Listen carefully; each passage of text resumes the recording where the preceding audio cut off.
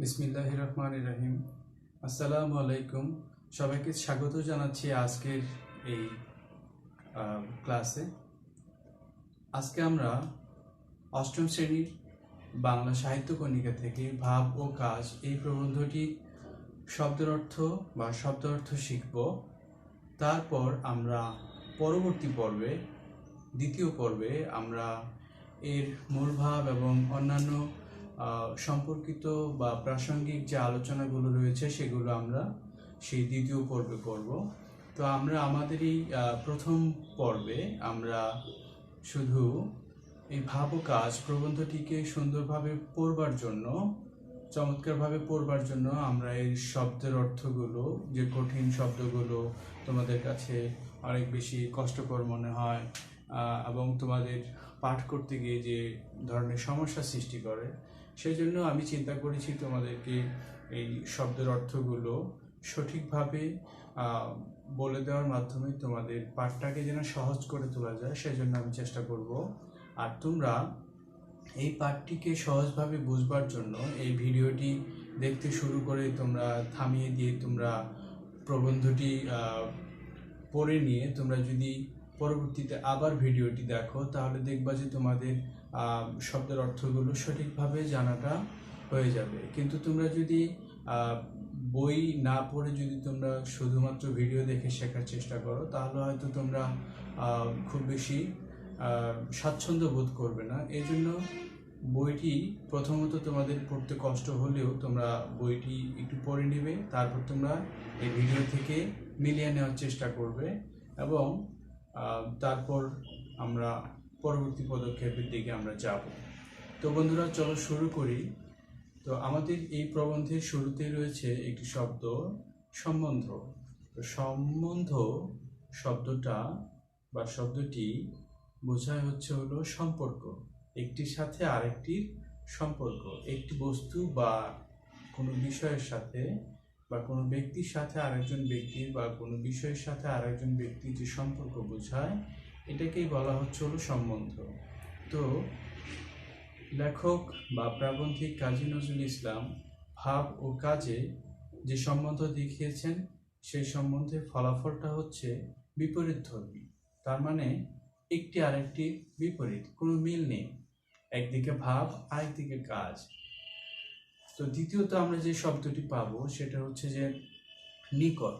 নিকট মানে হচ্ছে কাছে, নিয়ার, নিয়ার টু, এরকম বোঝায়। এরপর হচ্ছে যে বোধ হইলেও। বোধ হইলেও মানে হলো মনে হলেও, হ্যাঁ, মনে হলেও বা বোধ হইলেও। আর তার পরবর্তীতে আমরা যে শব্দটি পাই সেটি হচ্ছে যে আদতে বা আদত। আদতে, বইতে আছে আদতে, কিন্তু আমরা যদি এই বিভক্তি বাদ দেই বা একার বাদ দেই, তাহলে আমরা পাবো আদত। এই আদত শব্দটির অর্থ হলো মূলত, প্রকৃতপক্ষে। আর ইংরেজিতে যেটিকে বলা হলো ইনফ্যাক্ট। আরও একটি শব্দ রয়েছে যেটি মূলত এই বস্তুত, তারপর হলো প্রকৃতপক্ষে, আসলে, এই সমস্ত শব্দ দ্বারা আদত শব্দটিকে আমরা ব্যাখ্যা করতে পারি। তো বন্ধুরা, আমরা প্রথম দিকে কয়েকটি বাক্যের আশা করি সমাধান পেয়ে গেছি, আমাদের পড়তে কোনো অসুবিধা হওয়ার কথা নয়। চলো আমরা পরবর্তীতে আরও কয়েকটি শব্দ দেখি। এরপর রয়েছে তফাৎ। তফাৎ শব্দের অর্থ হলো পার্থক্য বা ব্যবধান বা দূরত্ব।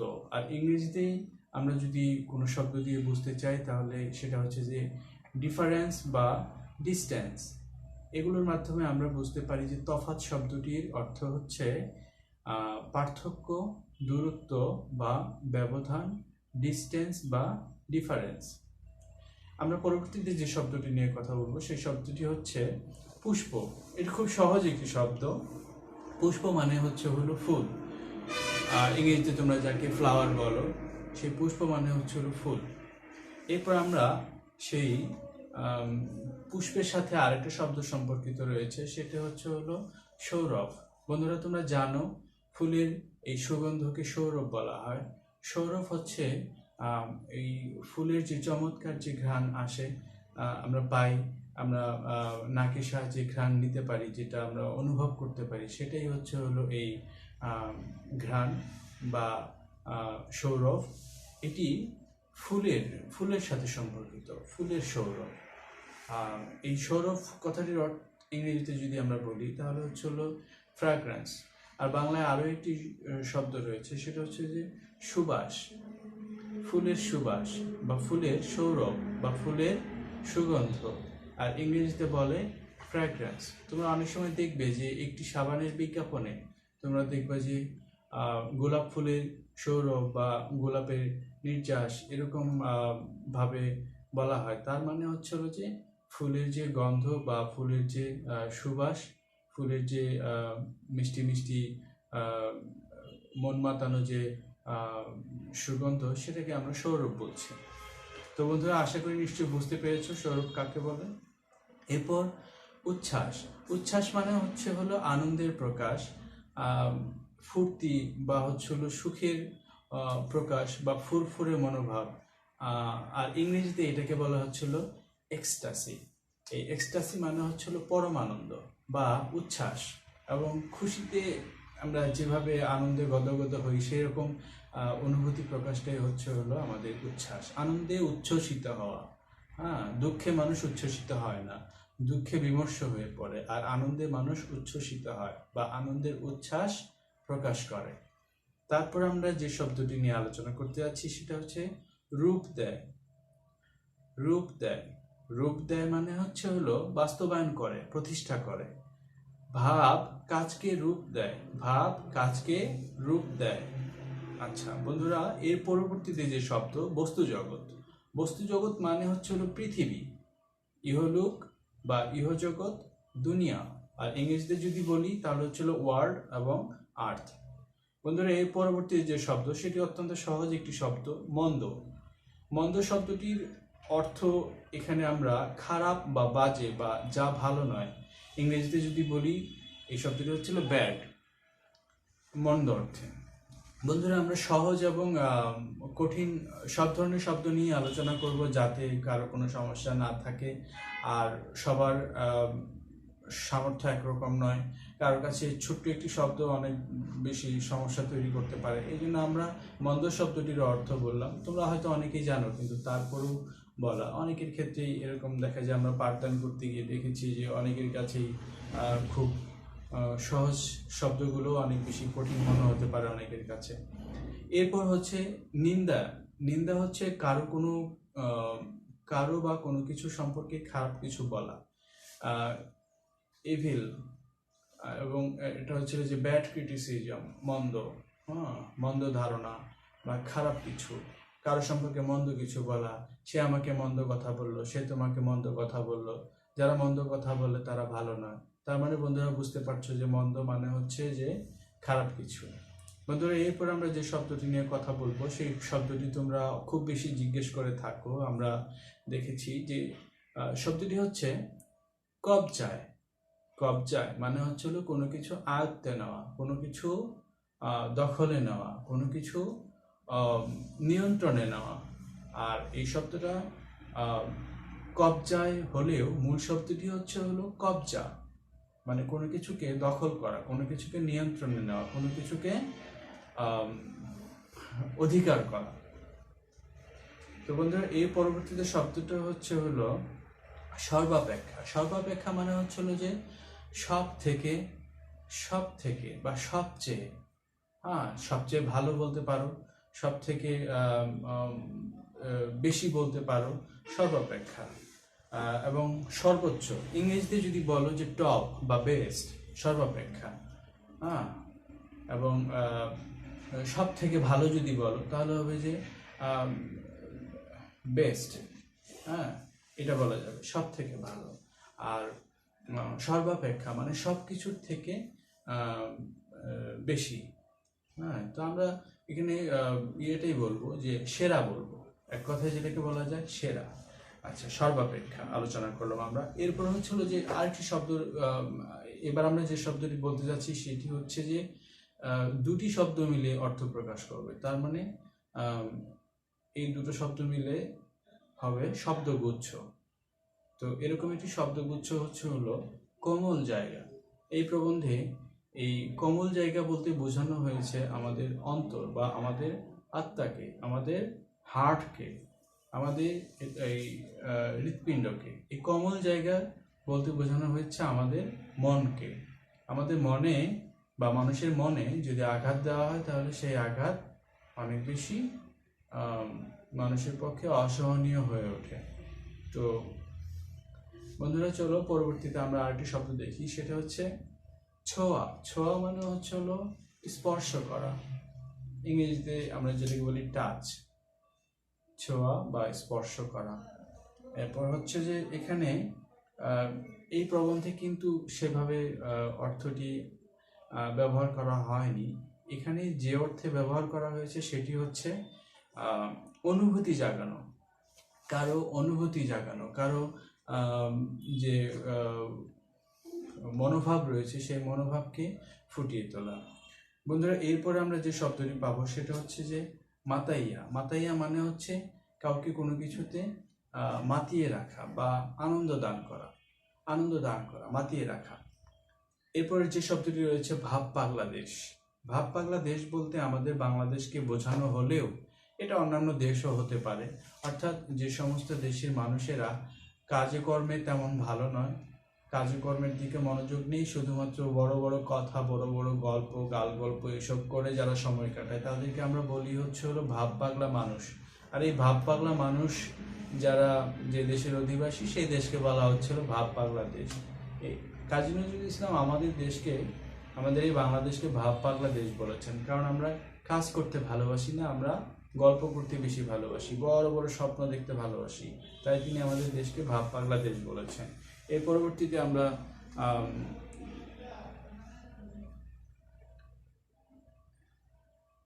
পরবর্তীতে আমরা যে শব্দটি পাবো সেটি হচ্ছে যে মশগুল। মশগুল মানে হচ্ছে হলো মাতিয়ে বা মন ভুলিয়ে রাখা, মন ভোলানো কোনো কিছু ব্যাপার। এরপর হচ্ছে মস্ত। মস্ত মানে বড়, প্রকাণ্ড, বিশাল, ইংলিশে এটাকে বলা হচ্ছে হলো লার্জ। এরপর আমরা যে শব্দটি পাবো বদখেয়াল। বদখেয়াল মানে হচ্ছে হলো যে বাজে আচরণ বা খারাপ আচরণ, তো বন্ধুরা, এরপর আমরা যে শব্দটি পাবো কার্য। কার্য মানে হচ্ছে হলো কাজ বা কর্ম, ওয়ার্ক। এরপর আমরা পাবো দাস। দাস মানে চাকর, সার্ভেন্ট, যে ব্যক্তি কারো অধীনে কাজ করে। এরপর আমরা পাবো হচ্ছে দাস রূপে। দাস রূপে মানে হচ্ছে চাকর হিসেবে বা হুকুম পালনকারী হিসেবে। এরপর আমরা পাবো গরমাগরম। গরমাগরম শব্দটি দ্বারা এই প্রবন্ধে লেখক যেটি বোঝানোর চেষ্টা করেছেন সেটা হচ্ছে যে যত তাড়াতাড়ি সম্ভব বা দেরি না করে কোনো কিছু করা ইত্যাদি অর্থে। কার্যসিদ্ধি মানে কোনো কাজ সমাধান করা, কোনো কাজ সফলভাবে শেষ করা। তারপর বন্ধুরা আমরা পাবো ভাবাবেশ। ভাবাবেশ মানে হচ্ছিল যে ভাবের আবেশ বা ভাবের অনুভূতি বা ভাবযোগ। বন্ধুরা, ভাবাবেশ এই শব্দটি আমাদের যে ভাবের যে প্রকাশ, আমাদের অনুভূতির বা আমাদের ফিলিংস যে বিষয়টি আছে সেটি নিয়ে আমরা বুঝতে পারছি। তো এরপর আমরা যে শব্দটি পাবো কর্পূর। কর্পূর শব্দটি হচ্ছে এখানে একটি রাসায়নিক পদার্থ বোঝানো হয়েছে। এই রাসায়নিক পদার্থটি যদি আমরা খোলা অবস্থায় বাতাসে রেখে দিই তাহলে সেটা মিলিয়ে যাবে বাতাসে বা শেষ হয়ে যাবে। তো এটি একটি গাছের রস থেকে তৈরি করা হয়। তো আমরা কর্পূর বলতে একটি রাসায়নিক পদার্থকে বুঝবো যেটি বাতাসে ফেলে রাখলেই শেষ হয়ে যায়।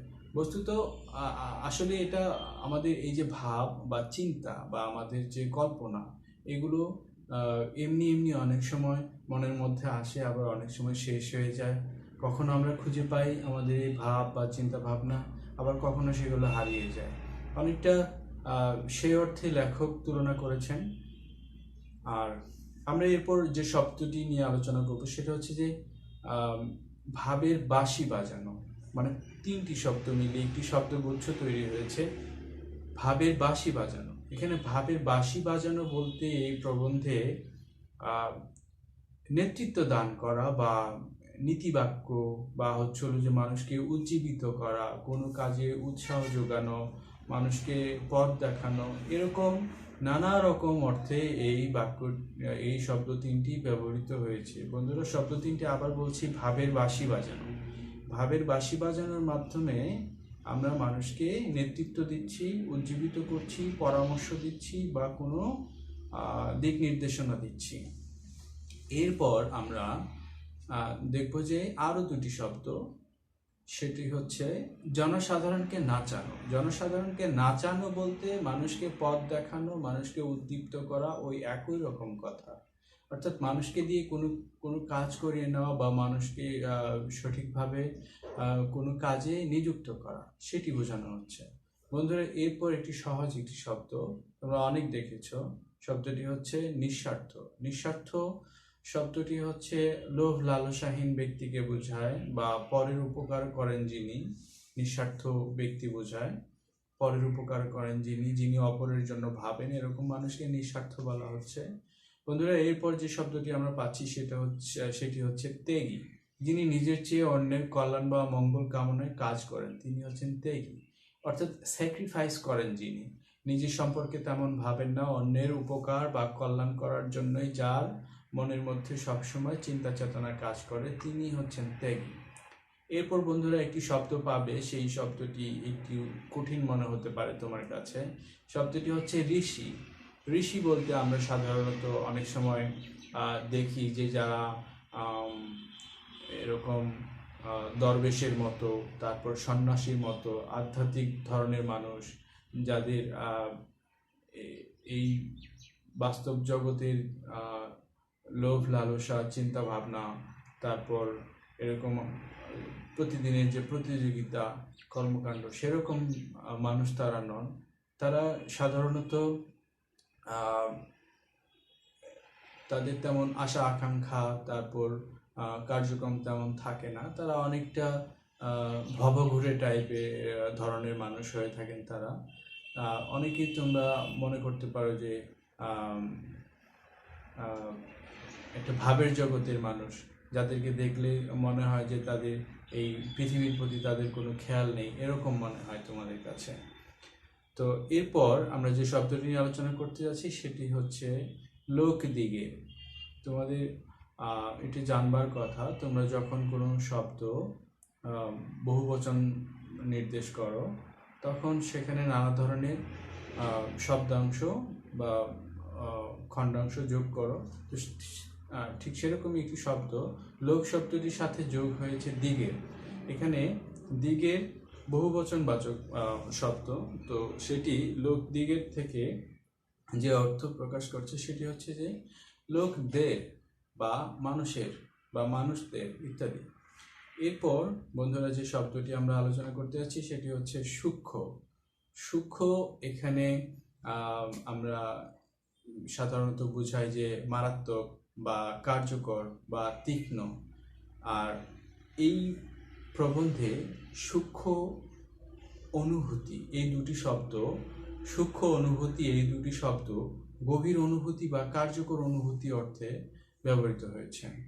বন্ধুরা, এরপর একটি শব্দ রয়েছে, খুব সহজ একটি শব্দ, কল্যাণ। কল্যাণ মানে ভালো, মঙ্গল, সুবিধা বা আশীর্বাদ ইত্যাদি। এরপর রয়েছে বন্ধুরা স্বার্থসিদ্ধি। স্বার্থসিদ্ধি মানে হচ্ছিল স্বার্থ পূরণ। আমরা যদি একটি বাক্য রচনা করি তাহলে দেখো কেমন হয়। নিজের স্বার্থসিদ্ধি মানে হচ্ছিল যে নিজের লাভ খোঁজা, নিজের লাভটা বেশি বোঝা, স্বার্থসিদ্ধি। বন্ধুরা, এরপর আমরা যে শব্দটি পাবো মহত্তর। মহত্তর মানে আরো বড় কিছু।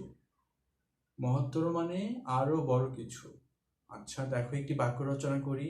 খুব মহত্তর উদ্দেশ্য থাকা ভালো। খুব মহত্তর উদ্দেশ্য থাকা ভালো। খুব মহত্তর মানে হচ্ছিল খুব বড় উদ্দেশ্য বা খুব বড় স্বপ্ন। আচ্ছা, এরপর আমরা একটি শব্দ নিব, সেই শব্দটি হলো বহাইতে। বহাইতে মানে হচ্ছিল বয়ে দিতে বা প্রবাহমান রাখতে, চালু রাখতে, চলমান রাখতে। তাহলে বহাইতে হবে বা বইয়ে দিতে হবে, বইয়ে দিতে হবে। তো বহাইতে শব্দটি সাধু ভাষায়, আর এই প্রবন্ধে তোমরা সাধু ভাষায় পাচ্ছ, তোমাদের কাছে এই জন্য অনেক বেশি ভীতিকর মনে হয়, কিন্তু ভয়ের কিছু নেই। যদি আমরা নিয়ম মেনে পড়ি, যদি সাহস করে পড়ি, তাহলে আমরা দেখবো যে ঠিক পেরে যাব। আর সমস্যা সমাধান করাটাই আমাদের কাজ, ভয় পাওয়াটা আমাদের কাজ নয়। বন্ধুরা, এরপর যে শব্দ রয়েছে সেই শব্দটি হলো নতুবা। নতুবা মানে নয়তো, নয়তো, অথবা, না হলে ইত্যাদি বোঝায়। এরপর বানভাসী। বানভাসী মানে বন্যায় ভেসে যাওয়া কিছু, বন্যায় ভেসে যাওয়া মানুষ, বন্যায় ভেসে যাওয়া ঘর বাড়ি, বন্যায় ভেসে যাওয়া কোনো পশু পাখি, খড়কুটো ইত্যাদি। এটা হচ্ছিল বানভাসী। বান মানে বন্যা, ফ্লাড। এরপর হচ্ছে পলি পড়া। বন্যার পানিতে যে নরম কাদামাটি মিশে থাকে এবং বন্যার পানি চলে গেলে যে মাটিগুলো পুরনো মাটির উপরে পড়ে থাকতে দেখা যায়, সেই মাটিগুলোকে পলি মাটি বলা হয়। এই পলি মাটি অত্যন্ত উর্বর, এটা কৃষিকাজের জন্য অত্যন্ত ভালো এবং এই পলি মাটির ফলে অনেক বেশি ফসল উৎপন্ন হয়। এটি জমির উর্বরতা বৃদ্ধি করে। এরপর রয়েছে সাধারণের সমস্ত উৎসাহ। সাধারণের সমস্ত উৎসাহ, এই তিনটি শব্দ দ্বারা যে অর্থ বোঝাচ্ছে সেটি হচ্ছে সাধারণ মানুষের আশা আকাঙ্ক্ষা, শক্তি, প্রত্যাশা ইত্যাদিকে বোঝানো হচ্ছে। সাধারণের সমস্ত উৎসাহ তার মানে হচ্ছিল সাধারণ মানুষের যে শক্তি, সাধারণ মানুষের যে আশা আকাঙ্ক্ষা, সেগুলোকে বোঝানো হচ্ছে। আচ্ছা, এরপর বোঝানো হচ্ছে কাদা ঢাকা পড়া। কাদা ঢাকা পড়া বলতে বোঝানো হচ্ছে কাদা মাটিতে কোনো কিছু ঢেকে যাওয়া বোঝানো হচ্ছে।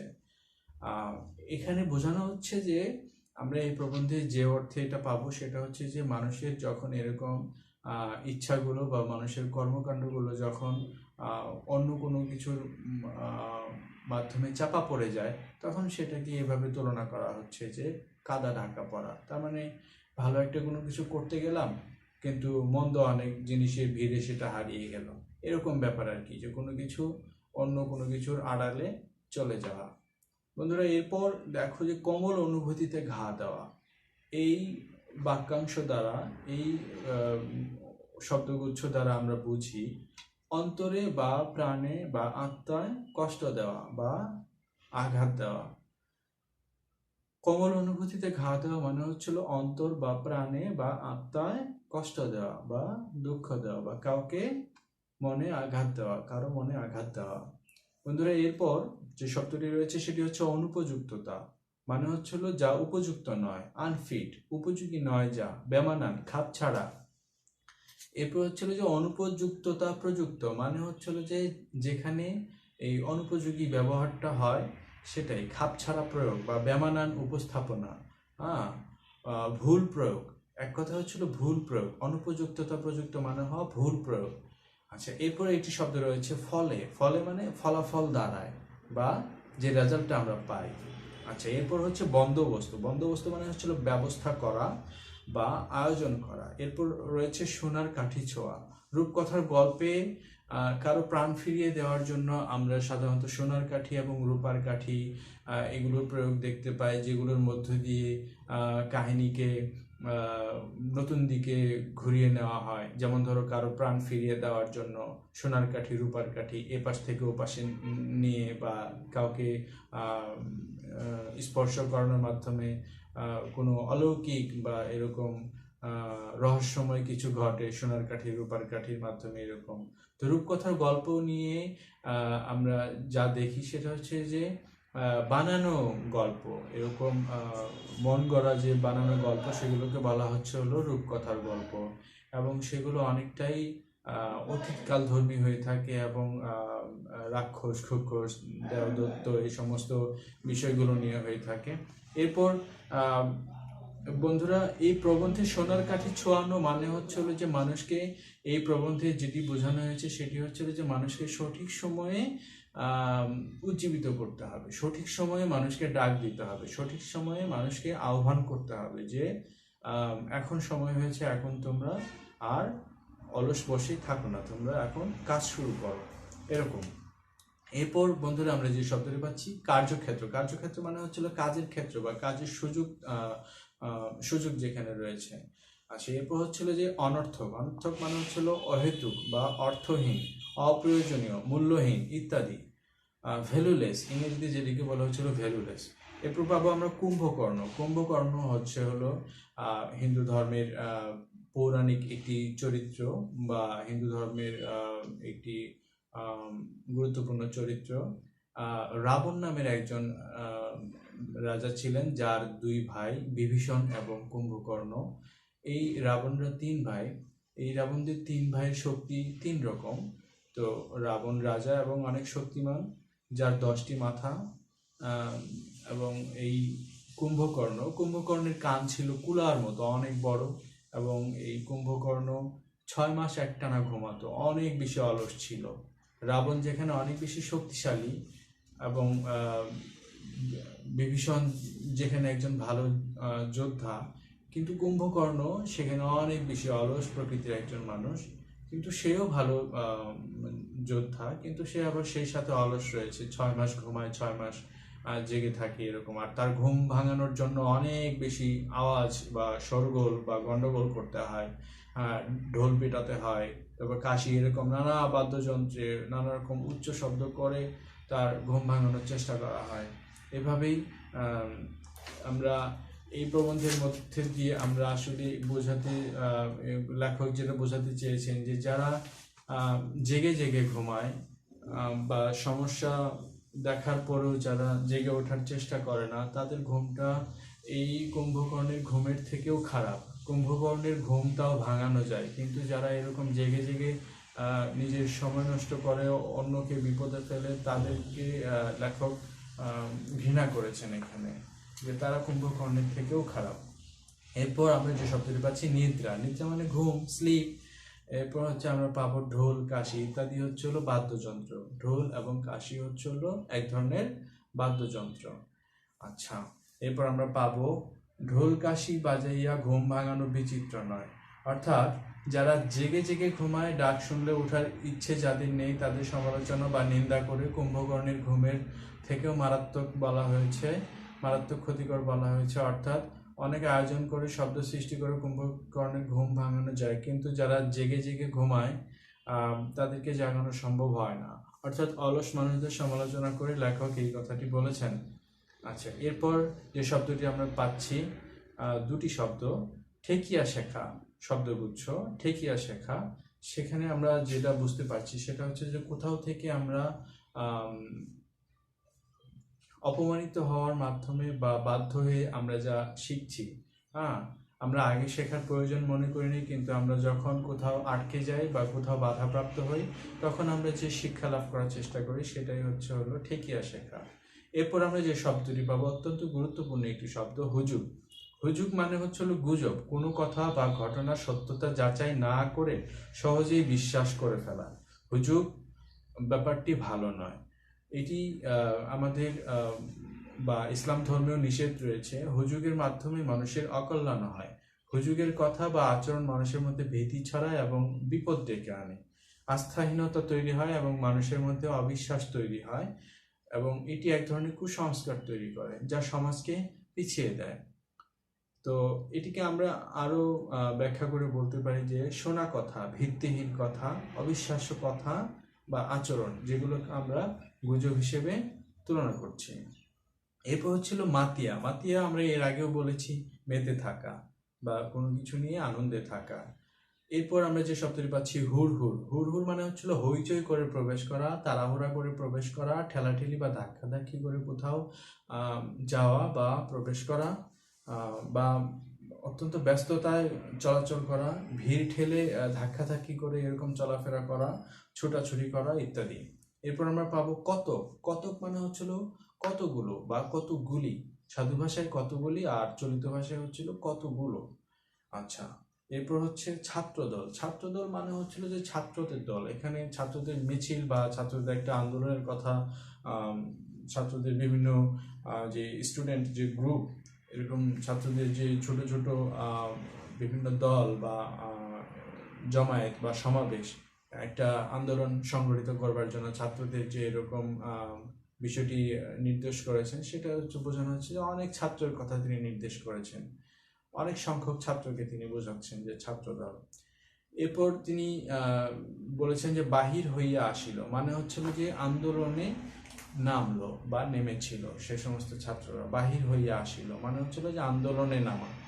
এরপর হচ্ছিল সৎ সংকল্প। সৎ সংকল্প মানে হচ্ছিল যে সেই ছাত্রদের মানসিকতায় যে ভালো কিছুর জন্য তারা আন্দোলন করছে, এটাকেই সৎ সংকল্প বলা হচ্ছে। অর্থাৎ ছাত্রদের কাজ হচ্ছিল দেশের উন্নতির জন্য কাজ করা, দেশের উন্নতির জন্য নিজেরা পরিশ্রম করা, নিজেকে গড়ে তোলা, তাদের চিন্তা চেতনায় যে ভালো দিকগুলো থাকে এগুলোকে বলা হচ্ছিল সৎ সংকল্প। তারপর আমরা পাচ্ছি যে মহৎ ত্যাগ। মহৎ ত্যাগ মানে হচ্ছিল যে বড় ত্যাগ বা ভালো ত্যাগ, মহৎ। এরপর আমরা পাচ্ছি সাময়িক। সাময়িক শব্দটি হলো ক্ষণিকের বা অল্প সময়ের জন্য। সাময়িক উত্তেজনা মানে হচ্ছিল ক্ষণিকের উত্তেজনা বা অল্প সময়ের যে ঝামেলা বা অল্প সময়ের যে অসুবিধা, এটাকে বোঝানো হচ্ছে। তো বন্ধুরা, উত্তেজনা শব্দটি কি বোঝায় চলো আমরা দেখি। উত্তেজনা মানে হচ্ছিল ঝামেলা, গন্ডগোল, অশান্তিপূর্ণ পরিবেশ। ঝামেলা, গন্ডগোল, অশান্তিপূর্ণ পরিবেশকে বলা হচ্ছিল যে উত্তেজনাকর পরিবেশ বা উত্তেজনা। এরপর আমরা যে শব্দটি পাচ্ছি স্পিরিট।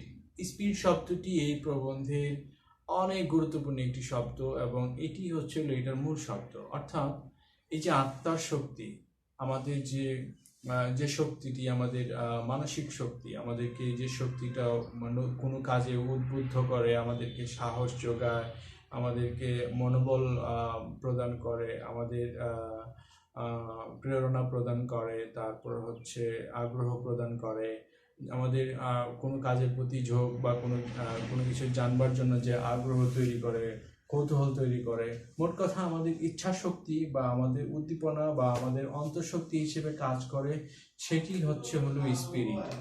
এরপর আমরা যে শব্দটি পাচ্ছি সেটি হচ্ছিল বিশ্রী। বিশ্রী মানে হচ্ছিল অসুন্দর বা শ্রীহীন, কুশ্রী, সৌন্দর্যহীন, কদাকার ইত্যাদি, নট বিউটিফুল ইত্যাদি।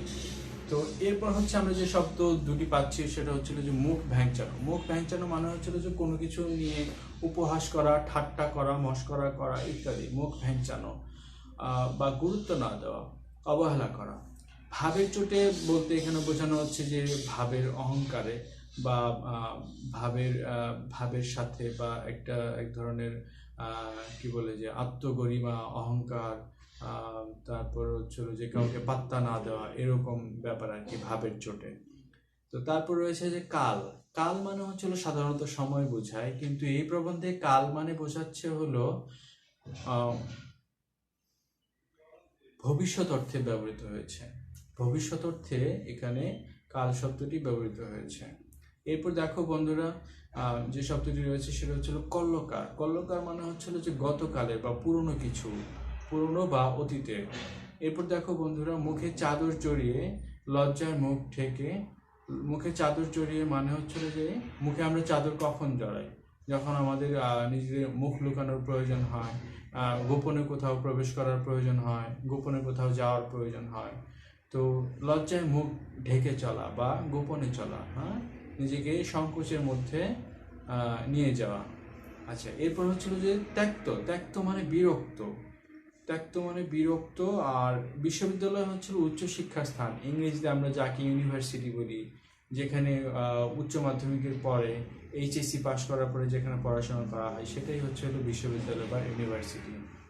তো বন্ধুরা, এরপরে আমরা 4টি শব্দের একটি শব্দগুচ্ছ পাচ্ছি। মুখটি চুন করিয়া ঢুকিল মানে হচ্ছিল যে তারা আন্দোলন করতে গিয়ে যে ভুল ভ্রান্তি করেছিল, তাদের আন্দোলন ব্যর্থ হয়েছে ছাত্রদের।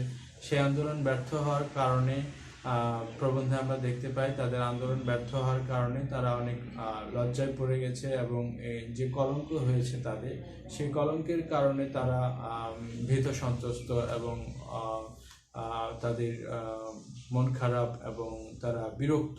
এই জন্যই তারা লেখক এটা বোঝাচ্ছে যে তাদের মুখে চুনকালি পড়লো, মানে তাদের কলঙ্ক হলো। আচ্ছা, এরপর লেখক বলছেন যে দেশের সত্যিকার ডাক। দেশের সত্যিকার ডাক বলতে বোঝানো হচ্ছে হলো দেশের যখন কোনো সমস্যা উপস্থিত হয় বা দেশের সমস্যা চলে আসে, সমস্যা দেখা দেয়, তখন সেটা মোকাবেলা করবার জন্য যে মানুষের যে আহ্বান এবং মানুষের যে সমস্যা সমাধানের জন্য মানুষ যেভাবে সমবেত হয়, সেটাই হলো দেশের ডাক বা দেশের সত্যিকার ডাক, বা দেশের সমস্যা সমাধানের জন্য মানুষ যেভাবে একত্রিত হয় এবং সেই সমাধানের চেষ্টাটাই হলো বা দেশের এরকম বিপজ্জনক পরিস্থিতি মোকাবেলার ব্যাপারটিকেই লেখক বোঝাচ্ছেন যে দেশের সত্যিকার ডাক। আচ্ছা, এরপর হলো যে সাড়া। সাড়া মানে হচ্ছিল এগিয়ে যাওয়া বা এগিয়ে আসা বা রেসপন্স করা, ইংরেজিতে যেটাকে বলা হচ্ছিল রেসপন্স করা, উত্তর দেওয়া, সাড়া। এরপর হচ্ছিল বন্ধুরা একটি শব্দ পাচ্ছি হঠকারিতা। হঠকারিতা মানে হচ্ছিল যে স্বেচ্ছাচারিতা, স্বেচ্ছাচারিতা বা গন্ডগোল, ঝামেলা করা। এরপর হচ্ছিল যে ভোগ। ভোগ মানে দুঃখ বা এরকম কষ্টে পতিত হওয়া। তো এরপর আরেকটি শব্দ, সেটি হচ্ছিল যে ভোগিল। ভোগিল মানে হলো কষ্ট সহ্য করা। ভোগিল মানে হচ্ছিল কষ্ট সহ্য করা। এরপর আমরা একটি শব্দ পাচ্ছি ভ্রম। ভ্রম মানে ভুল। এরপর একটি শব্দ রয়েছে অনুশোচনা। কৃতকর্মের জন্য লজ্জাবোধ করা, অনুশোচনা। পাপ। পাপ করার ফলে আমাদের মনের ভিতরে যে অনুভূতি তৈরি হয়, সেটার মাধ্যমে আমরা বুঝতে পারছি যে অনুশোচনা হওয়া, কষ্ট হওয়া। এরপর লাপরোয়া ভাব, গুরুত্ব প্রদান না করা, কোনো কিছু এড়িয়ে চলা। লাপরোয়া ভাব, পরোয়া না করা। লাপরোয়া ভাব মানে হচ্ছিল কোনো কিছু পরোয়া না করা বা কোনো কিছু গুরুত্ব প্রদান না করা, এড়িয়ে চলা। প্রাণ চাহিলেও মানে হচ্ছিল যে ইচ্ছে হলেও, মন চাইলেও, এই রূপে মানে এভাবে। প্রাণ শক্তি, তরুণদের বোঝানো হয়েছে এখানে। প্রাণ শক্তি বলতে বোঝায় প্রাণ রূপ শক্তি, কিন্তু এই প্রবন্ধে বোঝানো হচ্ছে তরুণদের বোঝানো হচ্ছে প্রাণ শক্তি দ্বারা। তরুণ, কিশোর যুবকদেরকে তরুণ বলা হয়, যারা ইংরেজিতে বলে যে ইয়াং জেনারেশন, তরুণ বা যুব সম্প্রদায়, মানে যারা অনেক বেশি শক্তিশালী, যাদের মানসিক আগ্রহ বেশি এবং যারা ভয় পায় না এবং যাদের শক্তি সামর্থ্য মেধা অত্যন্ত বেশি, তারা হচ্ছিল তরুণ। এরপর আমরা আরও একবার স্পিরিট শব্দটি পাচ্ছি। এখানে স্পিরিট শব্দটি নতুন অর্থে ব্যবহৃত হয়েছে, সেটা হচ্ছে যে প্রাণের দাবি অর্থে বা তরুণদের মানসিক শক্তিকে বিশেষভাবে বোঝানো হচ্ছে স্পিরিট। এরপর কুব্যবহার। কু মানে খারাপ, ব্যবহার মানে তো আমরা তো বুঝতে পারি। আর আনিয়া মানে এনে। এরপর হচ্ছিল শত্রুতা সাধন, মানে হচ্ছিল যে শত্রুতা সাধন, ক্ষতি করা, কারো কাউকে ক্ষতিগ্রস্ত করা। এরপর হচ্ছে বিবেচনা সাপেক্ষ। বিবেচনা সাপেক্ষ মানে হচ্ছিল যে বিচারের বিষয়। এরপর হচ্ছে কাপুরুষ। কাপুরুষ মানে হচ্ছিল যে নিচু মানসিকতার মানুষ বা ব্যক্তি বা ভীতু বা দুর্বল চরিত্রের মানুষ, কাপুরুষ। এরপর হচ্ছিল সাপুড়ে, যারা সাপ নিয়ে খেলা দেখান বা সাপ নিয়ে যারা জীবিকা নির্বাহ করেন। এরপর রয়েছে দস্তুর মতো। দস্তুর মতো মানে হচ্ছিল যে পুরোপুরি, ইংলিশে যেটাকে বলা হচ্ছে হলো কমপ্লিটলি। তো এরপর আমরা পাবো সত্যিকার কর্মী। বন্ধুরা, সত্যিকার কর্মী বলতে বোঝায় যারা দেশপ্রেমিক নাগরিক, দেশপ্রেমিক রাজনৈতিক কর্মী, তাদেরকে বোঝায় সত্যিকার কর্মী, যারা দেশপ্রেমিক। সুবর্ণ সুযোগ মানে হচ্ছিল ভালো সুযোগ। সুবর্ণ মানে হচ্ছিল স্বর্ণ। সুবর্ণ সুযোগ বলতে বোঝায় ভালো সুযোগ। আর মাঝমাঠে মারা যাওয়া মানে হচ্ছিল যে কোনো কাজ বিফল হওয়া, কোনো কাজে সফল না হওয়া, কোনো কাজ শুরু হওয়ার পরে একটা বাধার মুখে পড়া, সেই কাজটা সঠিকভাবে শেষ না হওয়া, এটাকে বলা হচ্ছিল যে মাঝমাঠে মারা যাওয়া। এরপর হচ্ছিল ত্যাগী।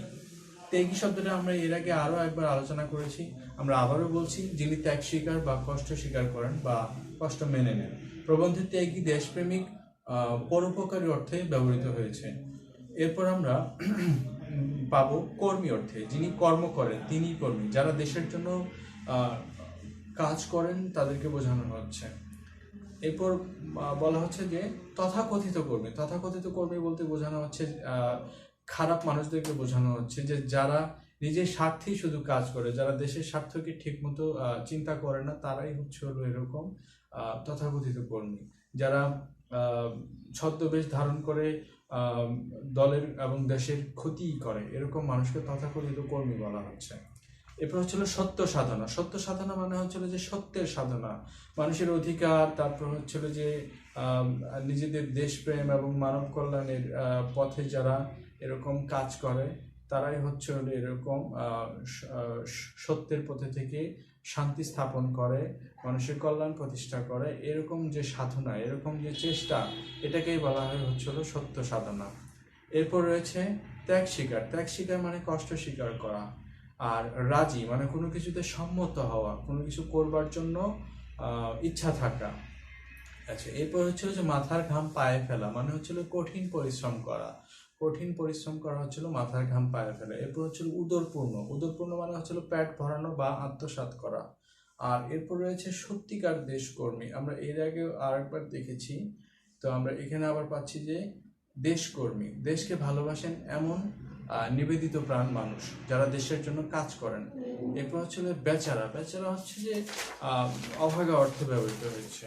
এরপর বন্ধুরা আমরা পাবো এইসব কর্মী যারা আদর্শহীন কর্মী। এইসব কর্মী বলতে বোঝানো হচ্ছে যারা আদর্শহীন কর্মী, যারা স্বার্থপর কর্মী, যারা স্বার্থপর মানুষ। এরপর রয়েছে কারচুপি। কারচুপি মানে হচ্ছিল ষড়যন্ত্র। পোয়াল চাপা মানে হচ্ছিল খড় চাপা বা খড়কুটো চাপা পড়া, মানে হচ্ছিল যে কোনো মন্দ জিনিসের দ্বারা কোনো ভালো জিনিস আড়ালে পড়ে যাওয়া। এরপর হচ্ছিল যে মুখোশ পরা ত্যাগী মহাপুরুষ, মানে হচ্ছিল যে যারা অসৎ মানুষ, যারা মুখে এক কথা বলে কাজে অন্যরকম করে, তাদেরকে বোঝানো হচ্ছে। অর্থাৎ দুর্নীতি পরায়ণ মানুষ, স্বার্থপর মানুষ, মুখোশ পরা ত্যাগী মহাপুরুষ। হট্টগোল বাঁধানো মানে হচ্ছিল ঝামেলা সৃষ্টি করা, মারামারি বাঁধানো, গন্ডগোল পাকানো ইত্যাদি। এরপর হচ্ছিল যে খেলো বা ঝুটো বা ঝুটা, এর মানে হচ্ছিল যে মিথ্যে, মূল্যহীন বা এরকম নগণ্য, একদম সাধারণ বা কি বলে যে সস্তা কোনো কিছুকে বোঝানো হয়। এরপর হচ্ছিল দরুন। দরুন মানে কারণে। এরপর হচ্ছিল বিষাইয়া ওঠে, বিরক্তির কারণ হয়, বিষাইয়া ওঠে। এরপর হচ্ছিল 10 চক্রে ভগবান বোধ। কথাটা হচ্ছে যে মন্দ মন্দ মানুষের মধ্যে ভালো মানুষ টিকতে না পারা। 10 চক্রে ভগবান বোধ অর্থাৎ অনেক মন্দ মানুষের এরকম অপকর্মের কারণে ভালো মানুষদের টিকে থাকাটা অনেক সময় কষ্ট হয়, কিন্তু তারপরও হাল ছাড়লে হবে না। এরপর হচ্ছে আমি যে শব্দটি পাচ্ছি শিক্ষিত কেন্দ্র। শিক্ষিত কেন্দ্র মানে হচ্ছিল শিক্ষিত সমাজ বা শিক্ষিত মানুষ বা সভ্য মানুষ। এরপর হচ্ছিল যে অতিমাত্রায়, অতিমাত্রা মানে অনেক বেশি। এরপর হচ্ছিল বিহ্বল। বিহ্বল মানে হচ্ছিল যে দিশাহারা হওয়া বা হুঁশ হারানো। এরপর হচ্ছিল কাণ্ডাকাণ্ড। কাণ্ডাকাণ্ড মানে হচ্ছিল কাণ্ড ও অকাণ্ড বা ভালো মন্দ।